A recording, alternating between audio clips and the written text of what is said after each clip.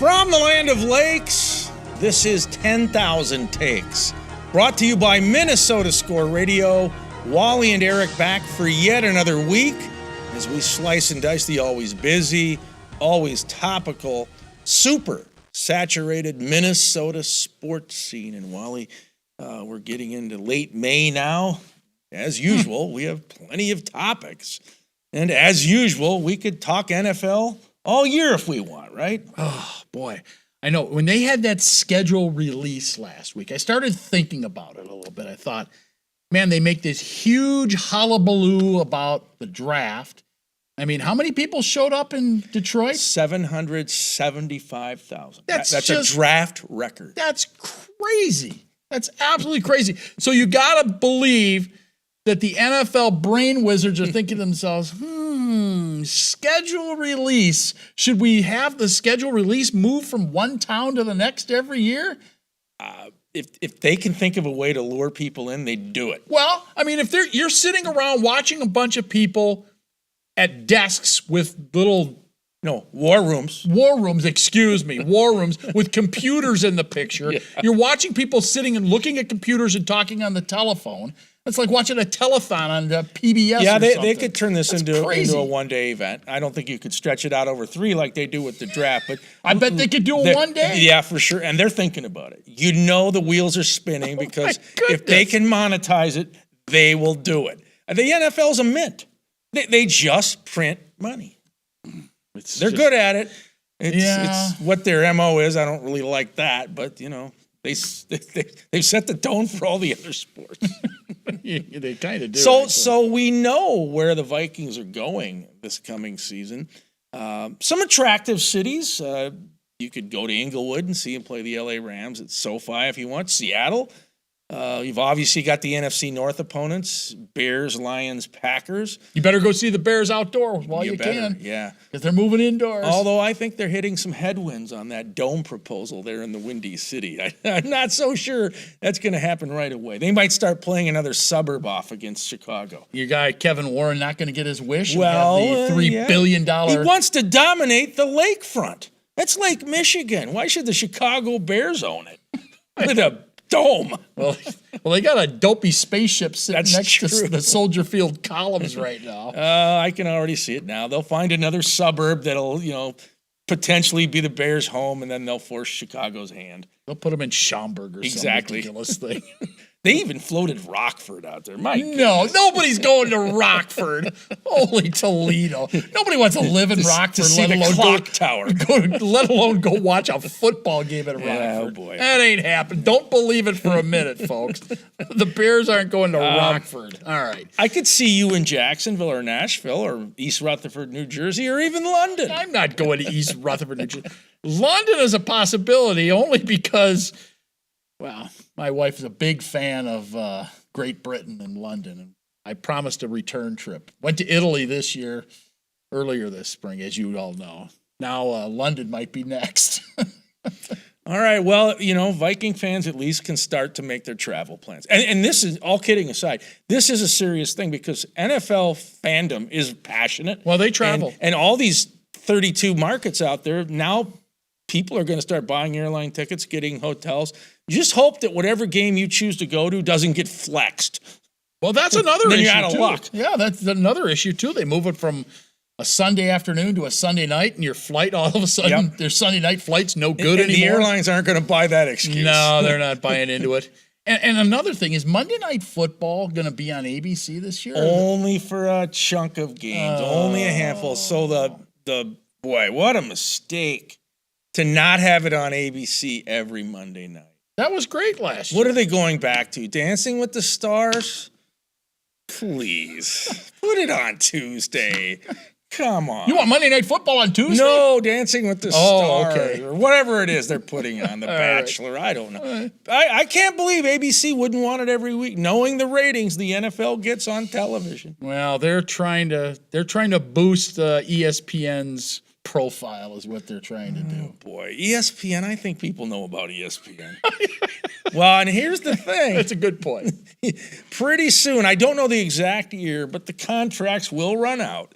And the NFL is so good at always creating slots for everybody but one network. So then they just try to outbid each other. Well, that's true. And now they've even got, Peacock involved, and get ready for more streaming. Oh, I think you're going to get more Peacock games. Well, I have Peacock, so I'm okay with Peacock. Peacock and Prime work on my television. I know they don't work on yours. No. And you're going to be missing a lot of football. I wonder if there'll come a day when it's never on free TV again. Because if that happens, the NFL better be careful. That's what made this league. That's a big reason why they've been so popular. The Super Bowl can still be seen by anybody. You can be low income, middle income, or a billionaire. It's still on regular television, unlike college football's championship game, this year's Final Four title game.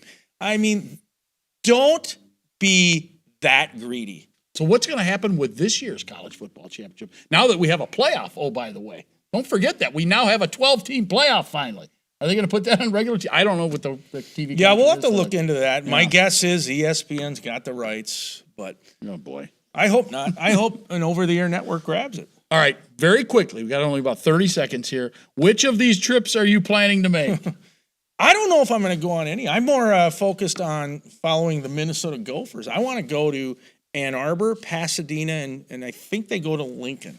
I'm thinking maybe those trips. The Gophers tend to work with me a little better than the Purple. Okay. All right. I thought you're not even going to go to Green Bay. Huh? Well, Green Bay. I'm almost sure I'll go to Green Bay. You'll make that. All right. Seattle's attractive. Okay.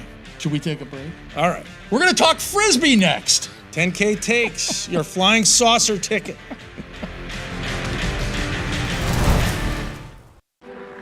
When you see somebody who's a great skater, you can see in their individual rhythm.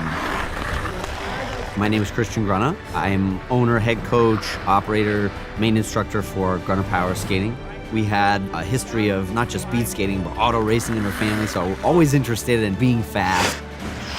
I want every player that comes my way to develop their skills, but also grow confidence in themselves as a human being.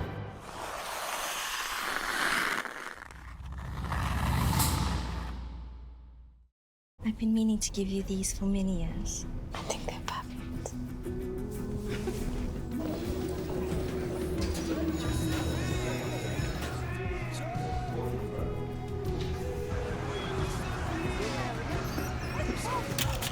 Maya? Oh, I love your earring. Why didn't you try these? It isn't just about vision. It's about care.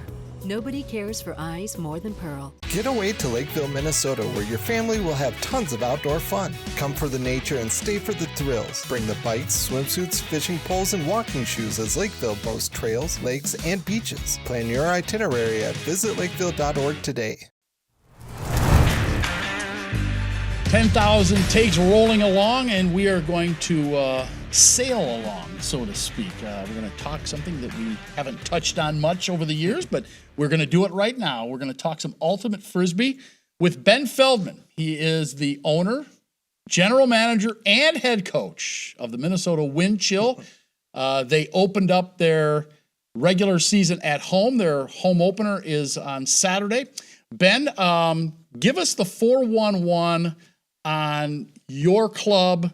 And this is professional, right? I mean, these guys are getting paid to play. Is that correct? Yeah, we're professional ultimate frisbee league, the UFA, and yeah, we're going into our 11th season. These guys are paid. It's no massive contracts like we'd love to pay them, but a lot of these athletes went from paying their own way, playing club, and traveling around the country on their own dime to having everything covered from gear to sponsors, trainers, doctors, travel, hotels, everything covered to compete and play in front of crowds. So we've come a long ways, even in the last handful of years, and it's a pretty cool opportunity. So someday we'll be able to pay them the amount that we want to pay, but most of these guys got full-time jobs or they're students, and they're investing their blood, sweat, and tears to train and compete on the field, and we're stoked to have them and be able to put that product out for our fans. Yeah, and it's a great nickname, the Wind Chill. How many teams in the league? How many players per side? How long are the halves or the quarters? Give us the data points on that for the people who have no idea what this is. Yeah, so the UFA has 24 teams across the country. We're in the Central Division, reigning Central Division champs, our first division championship last year in our 10 seasons playing. Ultimate Frisbee is a mix of, I would say, football, basketball, and soccer. It is played on a regulation football, American football field with end zones.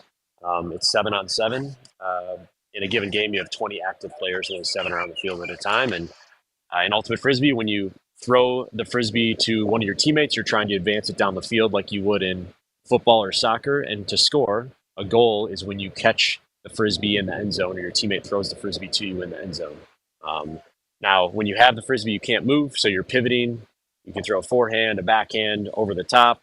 And kind of like in basketball, obviously, you have to stop and then pivot. And then once you throw, you can resume cutting or running around. So fast paced, lots of diving, laying out. I always say the anticipation factor on a long throw, on a what they call a huck or a deep pass. In Ultimate, the one-on-one and how the disc floats creates this really cool element of anticipation that you don't get maybe in any other ball sport in those similar types of plays. So lots of crazy highlight reels, Sports Center top 10s. We've been on there numerous times. And, if you haven't been out to check out a game, it's a cool experience. And we'd love to have you out on Saturday out in St. Paul at Seafoam Stadium. Great family event, a ton of energy, a lot going on. So. Yeah, and you mentioned that. I was just going to ask you, your games are at Seafoam Stadium, which is Concordia St. Paul University, just off of I-94 in St. Paul there. What kind of crowd do you get, and what can people expect when they come to one of your matches? Yeah, so our games, most of our games are Saturday nights. This Saturday's at 6:00. Gates open at 5. We have all, we have all sorts of different activations going on during the game. 4 different food trucks. We got MN Ice Cream is going to be there, food truck. We have Amazing Scott, the balloon artist. DJ Mad Mardigan, who you might be familiar with from the Wolves, is our DJ at the game. We got Joe Sutton, Juice on the mic, one of our hosts, and it's just a crazy party. Sideline beer garden. You're literally 5 feet from the field, enjoying surly beer, cheering on or heckling, players on the field, and our south end zone is just kids running around playing disc games and all sorts of stuff. So we get, we expect to have about 1,000 people at each of our games this year. And, tickets for adults are under $20. Kids on 10 and under get in for free. And it's a very much more personal and I would say personal and tight sports experience that we have to offer maybe to some other options in the Metro. I've seen you guys play at halftime of a couple Minnesota Viking games. I believe the opponent was from Wisconsin, so your own border battle. But it's cool, it's upbeat, it's high tempo. How much running do you do in a typical game? Is it like soccer where it's 6 to 7 miles? Yeah, it's a lot. The numbers maybe not quite that high. I would say just because you're subbing out players a little bit more. But 2, 3, 4 miles, I want to say off my top of my head is realistic. We got 7 on the field at a time, 20 total players active, and the games go about 2 hours. But it just depends on the style of offense. Is it windy, which impacts the game quite a bit? Are we playing zone defense or man? So some different factors there. But at Vikings halftime, obviously we're letting the frisbee rip and throwing the long ball. In a real game, we're playing a little bit more possession based offense, a few less turnovers, and maybe a little less reckless with the disc. But you still get some of those highlight plays you're looking for. And like I said, it's a very unique experience if you haven't been out to a professional game to watch one before. The explosion of the popularity of the sport, as you said, you now have 24 teams across the country. The players themselves, now, obviously within the last 15 years, a lot of them are kids that grew up playing this sport. But prior to that, and maybe even some now, what other sports did some of these athletes transfer from? Were they former soccer players, or were they football players, or what did you see a lot of when they came into your sport? Yeah. I mean, as I graduated high school in 2006, went to Hopkins High School in the Metro, and at the time, organized high school teams in the Metro was very limited. The number of teams at the state tournament was, today Minnesota Ultimate, the youth org that runs things. I mean, there's 80, 100 high school teams competing at the state tournament each year. There's middle school programs. So you're right. Before it was cross training guys from soccer, or maybe, I did track and, people coming over from different sports to play because there was no team until they basically started playing. A lot of guys starting in college, and now, it's totally changed where kids are starting at middle school level, high school. We got an 18-year-old on our team that's going to be active this weekend who's still going to St. Louis Park High School, which is pretty unique story. He's on the U19, U20 team for Team USA. So, it's changed a lot. I used to play, no longer. I was GM, owner, player for a year or two when I first got involved, and now coaching. I got 2 little kids, and definitely not prepared to be running out on the field anymore. But it's pretty cool. Minnesota hosts one of the largest youth ultimate scenes in the country now, and the opportunities are so much greater than they were, back when I was in high school centuries ago. And Ben, mom and dad, most of people want their kids to be active and play sports, but let's be blunt. There's a sticker shock to hockey and travel baseball and some of these other sports. My hunch is this is probably very affordable, and your kids are going to get great exercise. Yeah, no, for sure. I mean, all you need really to get started is a plastic frisbee, right, and a pair of cleats and some cones to set up a field, or some sneakers, right? It doesn't be all the way to do it, just set up your end zones. But yeah, definitely easy to get into, which is a real benefit of the sport. Another thing is that at the youth level and even college, there's no referees. It's a self-officiated sport up until the pro level. We do use referees in the UFA, but at all other levels, it's self-officiated. Spirit of the game and calling your own fouls makes it a really unique sport, and teaches some really cool things to young kids about having to have respect for your opponent and call your own fouls. So, one uniqueness of our sport, and another reason why parents are pretty attracted to it. Just that nature of it is something very unique that you don't get in a lot of other youth sport opportunities. You get arguments with the refs, though, at the professional level. Yeah, I mean, as a coach here, I was a little hot coming out of the game Saturday in Chicago. Thankfully, we ended up walking away with the win. But no, I mean, and even at the youth level, as the stakes increase, there's game observers who make some in and out calls and things. And honestly, the players on the field aren't always equipped to make the right call. They don't have the best view, right? So it's evolving a little bit over time, but the respect and even in the UFA, the integrity rule where a player can overturn another player's foul if they think it was wrong. You see that enacted every week across the league because all these guys grew up self-officiating. So but yeah, it's an awesome opportunity. I hope people can get out on Saturday to check it out. We'd love to have you out, and we're 2-0 undefeated. So hopefully to continue that going into the weekend. All right, Ben. Well, we appreciate you sharing a little bit about the Minnesota wind chill. Good luck to you this season, and hopefully we'll talk to you again down the road. All right. Thanks, guys. Thanks, Ben. All right. He is Ben Feldman. He is the owner, GM, and head coach of the Minnesota Wind Chill Ultimate Frisbee Club. We'll be back with more here on 10,000 Takes after this time out. Stay with us. Let your adventure begin in Lakeville, Minnesota. We have over 90 places to grab a bite to eat, and we're close to the Mall of America, Valley Fair, and the Minnesota Zoo, plus hotel packages and great rates. Visit Lakeville. We're serious about fun all year round. When you see somebody who's a great skater, you can see in their individual rhythm. My name is Christian Grunna. I am owner, head coach, operator, main instructor for Grunna Power Skating.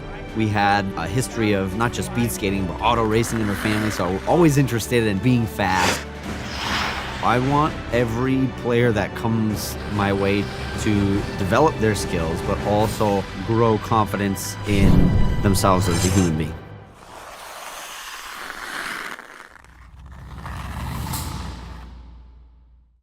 I've been meaning to give you these for many years. I think they're perfect.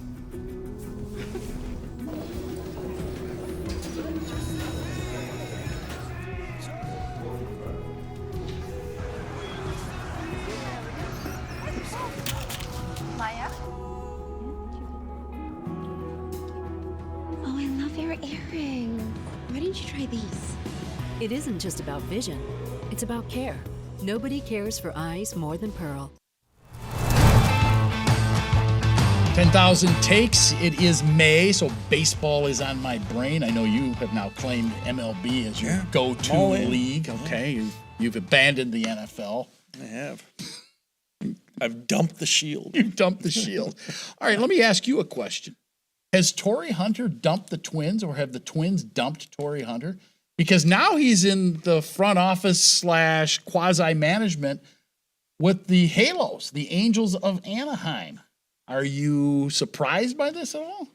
Well, I know Torrey many years ago, I think he actually put it out there in the universe. He'd like to be a general manager someday. And Terry Ryan, I know, offered up a lot of advice. And when he was a player, he told me he used to sit by Paul Molitor and he would learn tricks of the trade from Molly, who eventually became a manager.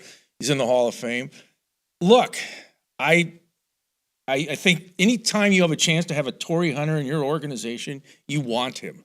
And the question is, did the Twins even court him? And from 34,000 feet, it doesn't appear they did. And I feel like the Angels are giving him a voice in the room. And that's key here, that they value his input. Because if you remember, we talked to John Sterling, the legendary New York Yankee broadcaster who just retired. But last year, I brought up Reggie Jackson, Mr. October, who's now with Houston. I said, why did Reggie leave New York? And John said, well, he didn't have a voice in New York City. The Astros are giving him a voice. They value his opinion. I don't know if the Twins did that. And it's unfortunate because, boy, Torrey is just such a likable guy, and he's smart. Yeah, and I think the Twins threw him a bone. They had him do some television broadcasts, which, by the way, he was very good at. Yes. I mean, nothing against any of the guys who are doing it now. You mean the revolving door? The revolving door. I never know who's going to be on television. Well, I don't know. Well, they're not on TV anymore. They're not on TV anyway, so what am I talking about? But when I was able to watch them on television over the last year and couple of months, I just never know who's on. And when Torrey was on a couple of years ago, when they had him on, he was very good. Probably as good or better than anybody. A natural. Again, no offense to any of the guys who are on now. Don't get me wrong. But my point is, I think that they had him do a few things maybe in spring training, but I don't know if they wanted more than that out of Torrey. Yeah. And maybe Torrey's got some interests in LA, some business interests. We know he's a businessman, so maybe there's some of that involved in this. But I really believe, though, that he probably looked at the Twins and said, they're not going to give me what I want in baseball, so maybe the Angels will. Yeah, and I think it's a loss for the Twins. Agreed. Clearly. But I will defend the Twins in this example. Rod Carew, one of the all-time greatest Minnesota Twins, and California Angels, he's in the Hall of Fame, used to dabble with both clubs as like a hitting instructor. He still comes back to Minnesota, works with the team. The Angels, with Arte Moreno and that group, Perry Minasian, their GM, a couple of years ago said, well, Rod, you can't do both. And Dave St. Peter, the Twins president, to his credit, didn't care that he worked with the Angels and the Twins. Why would he? Exactly. But the Angels got petty. Rod Carew, who lives in Orange County, will not set foot in Angel Stadium. He wants all of his gear taken out of there. So the Twins probably whiffed with Torrey, but at least they're doing good by Rodney. Well, probably a good choice. By the way, in May of 2007, Torrey Hunter became the 14th Minnesota Twin to ever get 7 RBIs in one game. So tell me he couldn't play, huh? I mean, he was more than just Spider-Man catches against the wall. I think he's a bubble Hall of Fame guy. I agree. I'd love to see him get in because he's a baseball ambassador. So yeah, he really is. He's universally loved by teammates, coaches, opponents, fans, the media. Who doesn't like Torrey Hunter? Yeah, well, apparently the Twins did not feel a need for him in the organization because I know that he would. This is the organization. The Minnesota Twins organization is the organization that he wanted to be affiliated with. Yeah. Do you think analytics played into this? Yeah, That who knows? he's not buying into that, and his friend Eddie Guardado got tossed to the side by the analytics crew. I'll speculate for a second. This is just me talking. Okay. When he played with the Angels, he lived in Newport Beach, same area where Kobe Bryant used to live. Maybe he just likes living by the beach. Okay, well, there's that. Let's use that. All right, fair enough. Let's not throw the Twins under the bus. Let's just say Torrey likes the beach. I think that's fair to say. All right, speaking of fair to say, we'll see what this guy has to say for his take of the day. That's coming up next here on 10,000 Takes. Stay with us. I've been meaning to give you these for many years. I think they're perfect.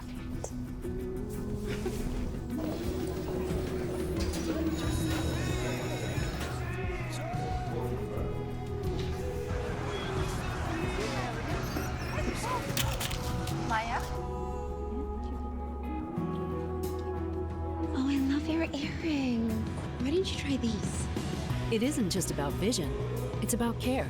Nobody cares for eyes more than Pearl. Finding the ideal place to stay is important for business travelers. Lakeville, Minnesota is conveniently located off I-35, just south of the Twin Cities with a variety of hotel choices. Lakeville offers convenient amenities such as shopping, walking trails, golf, and more. Our unique meeting spaces, historic downtown, live music, and over 60 dining options are sure to impress. Book your next stay in Lakeville and experience convenience, comfort, and quality. Find your perfect hotel at visitlakeville.org.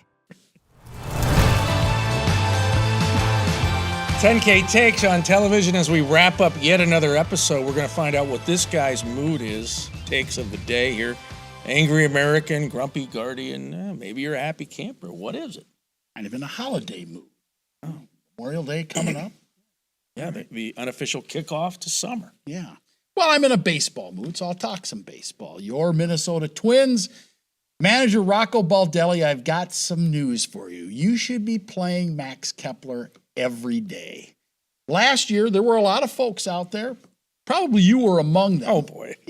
I like Max. Well, I didn't say you didn't like him, but were you among those who were saying they could ship him out of town? First half of last season, well, I think you might have. I believe in patience. I was patient with Miguel Sano. Oh, wow. I think that they ran the string out as far as they should have on Miguel. Anyway, as far as Kepler goes, there were a lot of folks that wanted him run out of town last year. The first half of the season, admittedly, he wasn't very good, but Max came on in the second half of the season. Heck, he hit .250 against lefties, and that's not his stronghold, believe me. So this year, get this, coming into the taping of this show, he was hitting well over .400 against lefties. So somebody please tell Mr. Analytics this. Rocco, play Max Kepler every day. There is no point in putting him on the bench. He's as good a player as you have. He's a veteran. He deserves it. As I said, he's hit over .400 against lefties. He's one of your long ball threats, and they're really not that big of a long ball team this year if you think about it. Keep Max in there on an everyday basis. It will only do you good. Another thing, television.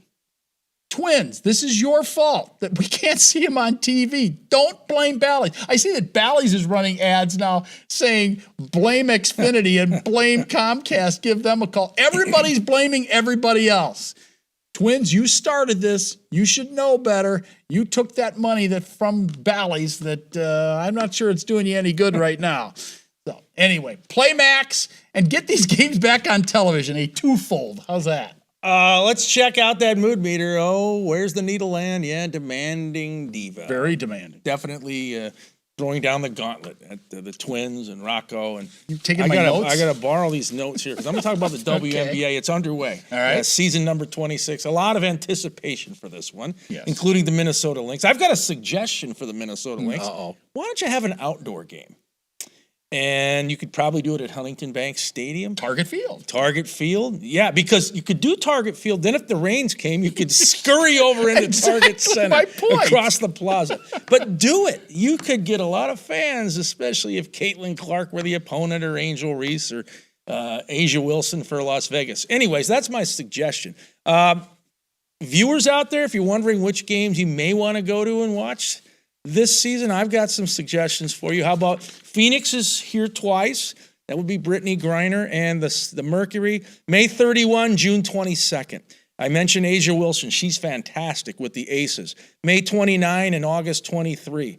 Angel Reese with the Chicago Sky. September 1, September 13th. And, of course, Caitlin Clark and the Indiana Fever in Minneapolis, July 14th, August 24th. And I think on the 14th is when they put Maya Moore's number up in the rafters, retire her jersey, all that good stuff. And by the way, Clark idolized Maya Moore. She was a big Lynx fan growing up in Des Moines. I think they should play that game outdoors. They have more seats. Yeah, they're going to need seats for all those Iowa folks coming up I-35. Okay, let's FedEx out those thank yous. One goes to Ben Feldman, Paul Langfellow, David Weld, and Rocky for Wally. I'm Eric saying so long. This is 10K Takes Your Sports Ticket.